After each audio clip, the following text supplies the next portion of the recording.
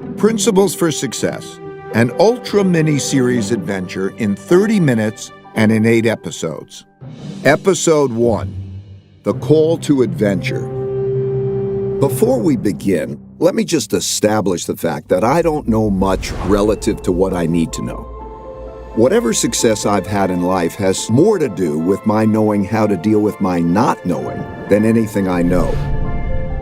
That I should be telling other people what to do sounds kind of presumptuous to me, but I'm going to do it because I believe that the principles that have made me successful could help others achieve their own goals. I'm now at a stage in my own life in which it is much more important to me to pass along what I've learned about how to be successful than to seek more success for myself. What you choose to do with these principles is up to you.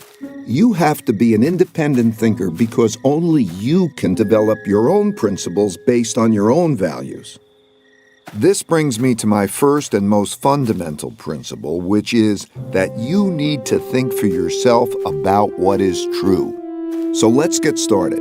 Early on, I discovered I needed principles. Principles are smart ways for handling things that happen over and over again in similar situations. There are principles for everything, from skiing to parenting to cooking, and so on. I'm going to share some of my most important overarching life principles that influence how we approach everything that we do.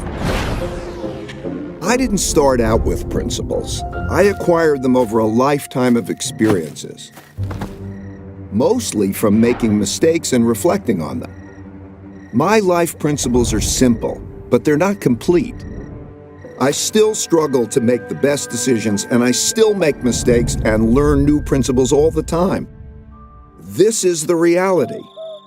At the beginning, I needed to escape the conventions that surrounded me, which meant that I needed to think for myself. Unless you want to have a life that is directed by others, you need to decide for yourself what to do, and you need to have the courage to do it. But I didn't know that at first. I only learned that from going on my adventure. Looking back on my own journey, I now see that time is like a river that carries us forward into encounters with reality that require us to make decisions. We can't stop our movement down this river, and we can't avoid the encounters. We can only approach them in the best possible way. In your lifetime, you will face millions of decisions. The quality of your decisions will determine the quality of your life. Over the course of my lifetime, the most valuable things I've learned were the results of mistakes I reflected on to help form principles so I wouldn't make the same mistakes again. These principles took me from being a very ordinary middle-class kid from Long Island to becoming very successful as judged by conventional measures. They also gave me the meaningful work and meaningful relationships that I value even more than these conventional successes. People often ask me how I did it. I can assure you it wasn't because of my uniqueness as a person. It was the result of a unique approach to life I believe almost anybody can adopt. It starts with embracing reality and dealing with it. The path you take in life is your most important decision. In my case, I wanted my life to be great, and I feared boredom and mediocrity more than I feared failure. Since I didn't start out with money, and I didn't need much more than a bed to sleep in and food to eat, I could skew my decisions to pursue my adventures. So ever since I was a kid, I ran after the things I wanted, crashed, got up and ran again, and crashed again, and each time I crashed, I learned something, got better, and crashed less. By doing that over and over again, I learned to love this process, even the crashing part of it. Through it, I encountered reality, and I learned how to deal with it, which inspired another one of my most fundamental principles, which is that truth is the essential foundation for producing good outcomes. By truth, I don't mean anything more than the way the world works. I believe that we were given the laws of reality by nature. Humans didn't create them, but we can use them to foster our own evolution and achieve our goals. Realizing that made me a hyper-realist. By which I mean I became someone who has discovered the great rewards of deeply understanding, accepting, and working with reality as it is and not as I wish it would be. When I say I'm a hyper-realist, people sometimes think I'm saying that dreams can't come true. That's absolutely not true. Without pursuing dreams, life is mundane. What I mean is that, to me, hyperrealism is the best way to choose one's dreams and then achieve them. Having big dreams, plus embracing reality, plus having lots of determination, will bring you a successful life. I believe this formula is true for everyone. But what does a successful life look like? We each have to decide for ourselves what success is. I don't care whether you want to be a master of the universe or to live under a palm tree or anything else. I really don't. Each of us chooses goals based on our values and decides on the best path to achieve them. But we all need approaches to making decisions that work well, especially when facing problems, mistakes, and weaknesses that stand in our way. To succeed, we must embrace all our realities, especially the harsh realities that we wish weren't true. At first, looking at these harsh realities caused me a lot of pain, but I learned that this pain was just psychological and that my seeing things differently made all the difference. I came to view problems like puzzles that would reward me if I could solve them. They would help me deal with the problem at hand, and they would give me principles for dealing with similar problems in the future. I learned to treat pain as a cue that a great learning opportunity is at hand, which led me to realize that pain plus reflection equals progress. Meditation has been invaluable in helping me see things that way. I found that when I calmed myself down and embraced my realities and dealt with them, the rewards brought me pleasure and the pain faded. Each of us has the unique capability to think logically, to reflect on ourselves and our circumstances, and to direct our own personal evolution. Doing this well is just a matter of following a simple 5-step process. We've discussed how important it is to reflect carefully after experiencing pain. When I did this, I was usually able to discover principles that would prevent me from repeating the same mistakes in the future. And I could see that being successful simply consisted of 5 steps. Step 1 is to know your goals and run after them. What is best for you depends on your nature, so you need to really understand yourself and know what you want to achieve in life. Step 2 is to encounter the problems that stand in the way of getting to your goals. These problems are typically painful. If handled badly, some of them can lead to your ruin. But to evolve, you need to identify those problems and not tolerate them. Step 3 is to diagnose these problems to get at their root causes. Don't jump too quickly to solutions. Take a step back and reflect in order to really distinguish the symptoms from the disease. Step 4 is to design a plan to eliminate the problems. This is where you will determine what you need to do to get around them. And step 5 is to execute those designs, pushing yourself to do what's needed to progress toward your goal. A successful life essentially consists of doing these 5 steps over and over again. This is your personal evolution, and you see this process everywhere. It's just a law of nature. Think of any product, any organization, or any person you know, and you will see that this is true for them. Evolution is simply a process of either adapting or dying. Conceptually, it looks just like the 5-step process I've described. As you push through this often painful process, you'll naturally ascend to higher and higher levels of success. I found that when I did it better, my struggling never became easier, because the more capable I became, the greater the challenges I would take on. Because different people are strong and weak at different things, most people can't do all 5 steps well. Not facing this reality means you could stretch further than you should. And as the heights get greater, your falls could also be greater. Sometimes terrible things happen to all of us in life. They can ruin us, or they can profoundly improve us, depending on how we handle them. Something like this happened to me in 1982. We progress forward until we encounter setbacks. Whether or not we get out of them and continue forward or spiral downward depends on whether or not we're willing to face the failure objectively and make the right decisions to turn the loop upward again. Something terrible happened to me in 1982 when I bet everything on a depression that never came. The period between 1979 and 1982 was one of extreme turbulence for the global economy, the markets, and for me. And I believed that the U.S. economy, with the world economy tied to it, was headed toward a catastrophe. This view was extremely controversial. I wanted the great upside and very publicly took a big risk and was wrong, dead wrong. After a delay, the stock market began a big bull market that lasted 18 years, and the U.S. economy enjoyed the greatest growth period in its history. This experience was like a blow to my head with a baseball bat. I had to cut my losses so that my company, Bridgewater, was left with one employee. Me. I was so broke I had to borrow $4,000 from my dad to pay my bills. But even worse was having to let go the people I cared so much about.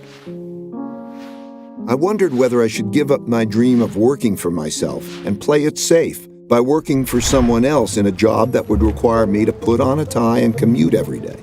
Though I knew that for me, taking less risk would mean having a less great life. Being so wrong, and especially being so publicly wrong, was painfully humbling. I am still shocked and embarrassed by how arrogant I was in being totally confident in a totally incorrect view. Though I'd been right much more than I'd been wrong, I had let one bad bet erase all my good ones. I thought very hard about the relationship between risk and reward and how to manage them. But I couldn't see a path forward that would give me the rewards I wanted without unacceptable risk. This kind of experience happens to everyone. It will happen to you. You will lose something or someone you think you can't live without, or you will suffer a terrible illness or injury, or your career will fall apart before your eyes. You might think that your life is ruined and that there's no way to go forward, but it will pass. I assure you that there is always a best path forward, and you probably just don't see it yet. You just have to reflect well to find it. You have to embrace your reality. Sometimes things happen that are hard to understand. Life often feels so difficult and complicated, it's too much to take in all at once. My deep pain led me to reflect deeply on my circumstances. It also led me to reflect on nature because it provides a guide for what's true. So I thought a lot about how things work, which helped to put me and my own circumstances in perspective. I saw that at the Big Bang, all the laws and forces of the universe were created and propelled forward, interacting with each other as a perpetual motion machine, in which all the bits and pieces coalesce into machines that work for a while, fall apart, and then coalesce into new machines. This goes on into eternity. I saw that everything is a machine. The structure and evolution of galaxies, the formation of our own solar system, the makeup of Earth's geography and ecosystems, our economies and markets, and each of us. We individually are machines made up of different machines. Our circulatory system, our nervous system, that produce our thoughts, our dreams, our emotions, and all the other aspects of our distinct characters. All of these different machines evolve together through time to produce the realities we encounter every day. And I realized that I was just one tiny bit in 1 nanosecond deciding what I should do. While that perspective might sound very philosophical, I found that it was very practical because it showed me how I could deal with my own realities in a better way. For example, I observed that most everything happens over and over again in slightly different ways. Some in obvious short-term cycles that are easy to recognize, so we know how to deal with them, like the 24-hour day. Some so infrequently that they haven't occurred in our lifetimes, and we're shocked when they do, like the once-in-a-100-year storm. And some we know exist, but are encountering for the first time, like the birth of our first child. Most people mistakenly treat these situations as being unique and deal with them without having proper perspective or principles to help them get through them. I found that if instead of dealing with these events as one-offs, I could see each as just another one of those and approach them in the same way a biologist might approach an animal, first identifying its species, then drawing on principles for dealing with it appropriately. Because I could see these events transpire in pretty much the same ways over and over, I could more clearly see the cause-effect relationships that governed their behaviors, which allowed me to develop better principles that I could express in both words and algorithms. I learned that while most everyone expects the future to be a slightly modified version of the present, it is typically very different. That's because people are biased by recent history and overlook events that haven't happened in a long time, perhaps not even in their lifetime, but they will happen again. With that perspective, I realized that what I missed when I mistakenly called for a Great Depression was hidden in the patterns of history, and I could use my newfound knowledge of these patterns to make better decisions in the future. And when I thought about my challenge, balancing risk and reward, I realized that risk and reward naturally go together. I could see that to get the most out of life, one has to take more risk, and that knowing how to appropriately balance risk and reward is essential to having the best life possible. Imagine you are faced with the choice of having a safe, boring life if you stay where you are, or having a fabulous one if you take the risk of successfully crossing a dangerous jungle. That is essentially the choice we all face. For me, the choice was clear, but that doesn't mean the path forward was without challenges. I still needed to face two big barriers that we all must face. I can't tell you which path in life is best for you because I don't know how important it is for you to achieve big goals relative to how important it is for you to avoid the pains required to get them. This is the courage I spoke of earlier, and we each have to feel these things out for ourselves. After my big mistake in calling for a depression, I had come to one of life's forks in the road, as we all do. If I made the choice to take a normal job and play it safe, I would have ended up with a very different life than the one I had. But as long as I could pay the rent, put food on the table, and educate my kids, the only choice for me was to risk crossing the jungle in pursuit of the best life possible. My big mistake in betting on a depression gave me a healthy fear of being wrong. In other words, it gave me deep humility, which was exactly what I needed. At the same time, it didn't stop me from aggressively going after the things I wanted. To succeed, I needed to see more than I alone could see. But standing in my way of doing that were the two biggest barriers everyone faces: our ego and blind spot barriers. These barriers exist because of how our brains work. First, let's explore the ego barrier.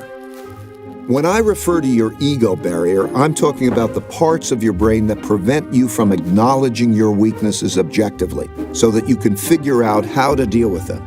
Your deepest-seated needs and fears reside in areas of your brain that control your emotions and are not accessible to your higher-level conscious awareness.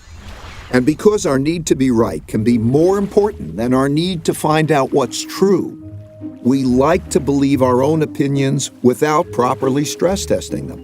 We especially don't like to look at our mistakes and weaknesses. We are instinctively prone to react to explorations of them as though they're attacks. We get angry, even though it would be more logical for us to be open to feedback from others. This leads to our making inferior decisions, learning less, and falling short of our potentials. The second is the blind spot barrier. Everyone has blind spots. The blind spot barrier is when a person believes he or she can see everything. But it's a simple fact that no one alone can see a complete picture of reality. Naturally, people can't appreciate what they can't see. Just as we all have different ranges for singing, hearing pitch, and seeing colors, we have different ranges for seeing and understanding things. For example, while some people are better at seeing the big picture, others excel at seeing details.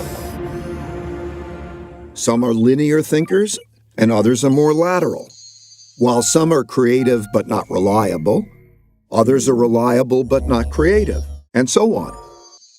Because of how our brains are wired differently, everyone perceives the world around them differently.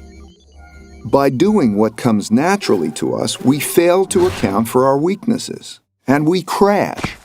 Either we keep doing that or we change. Aristotle defined tragedy as a terrible outcome arising from a person's fatal flaw.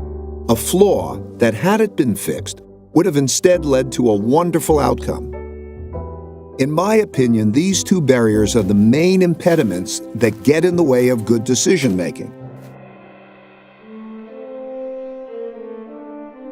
Taking risks and occasionally being ruined wasn't acceptable, and neither was not taking risks and not having exceptional results.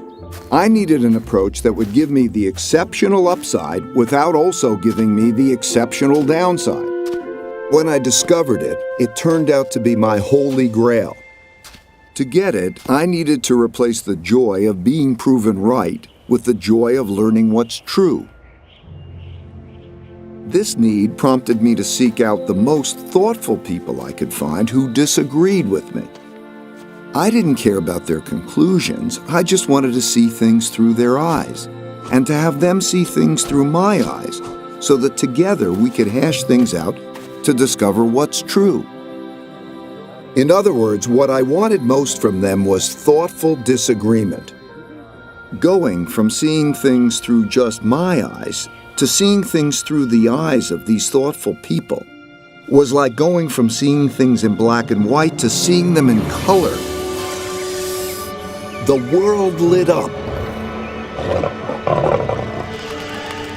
That's when I realized that the best way to go through the jungle of life is with insightful people who see things differently from me. Think about the 5-step process I described earlier. As I said, because we are wired so differently, not everyone can do all the 5 steps well. But you don't have to do them all alone. You can get help from others who are good at what you're not, who are wired to perceive things you can't. All you need to do is let go of your attachment to having the right answers yourself, and use your fear of being wrong to become open-minded to these other views. In this way, you could point out the risks and opportunities that you would individually miss. I found that taking this radically open-minded approach and believability weighting people's thinking significantly increased my probabilities of making the best decisions possible. This enabled me to ascend to greater heights and greater challenges. In the past, I would have always wanted to do what I myself thought was best. But now I sought out the strongest independent thinkers I could find. I still do. There is nothing better to be on a shared mission with extraordinary people who can be radically truthful and radically transparent with each other. This approach led me to create a company with a unique idea meritocracy, operating in a unique way that produced unique successes. In an idea meritocracy, you get the best of everybody. Everyone thinks independently. Then we work through our disagreements to get at what's best. However, not every opinion is equally valuable, and we had to learn to distinguish between good ideas and bad ones to get the best decisions. In other words, we needed to believability weight people's thinking. But that's another story I will explain in my work principles. Right now, there are many wonderful opportunities and dangerous risks surrounding you that you don't see. If you saw them, free of the distortions produced by your ego or your blind spots, you would be able to deal with them more effectively. If you could acquire this ability, and with practice you can, you will radically improve your life. So far, I described how I learned to confront my own realities, my problems, my mistakes and weaknesses, and how I surrounded myself with others who could do things better than I could. This was the most effective way I discovered for making great decisions. This is not the normal way of being, but through this approach, I became very successful. And being successful enabled me to meet extraordinarily successful people and see how they think. I've discovered that their journeys were similar to mine. You might not know it, but they all struggle, and they all have weaknesses, that they all get around by working with people who see risks and opportunities that they would miss. Over time, I learned that by nature, most people's greatest strengths are also connected to their most significant weaknesses. And striving hard for big things is bound to lead you to painful falls. It's just part of the process. Such setbacks will test you. They sort people. Some think hard about what caused their setbacks, learn lessons, and continue progressing toward their goals, while others decide that this game is not for them and get off the field. I've come to realize that success is not a matter of attaining one's goals. I found that when I reached each new higher level of success, I rarely remained satisfied. The things we are striving for are just the bait. Struggling to get them forces us to evolve, and it is this struggle toward personal evolution with others that is the reward. I no longer wanted to get across the jungle, but instead wanted to find greater and greater challenges to go after. Surrounded by great people, working together on a shared journey. Eventually, the success of the mission and the well-being of the people alongside me became more important than my own success. I also started to see beyond myself and wanted others to be successful when I'm no longer here. I realize that if I fail to do that, I will be a failure. I struggle with this now. We all struggle with different things at different times, until we either choose to give up or until we die and become part of the larger evolutionary story. This is how all machines work and are recycled through time. When a machine breaks down, its parts go back into the system to become parts of new machines that also evolve through time. Sometimes this makes us sad because we become very attached to our machines. But if you look at it from the higher level, it's really beautiful to observe how the machine of evolution works. Now you must decide for yourself how you will evolve. Forget about where these principles came from. Just assess whether or not they are useful to you and evolve them to suit your own needs. As with all of life's decisions, what you do with them is ultimately up to you. My only hope for you is that you have the courage to struggle and evolve well to make your life as great as it can be. Thank you and goodbye.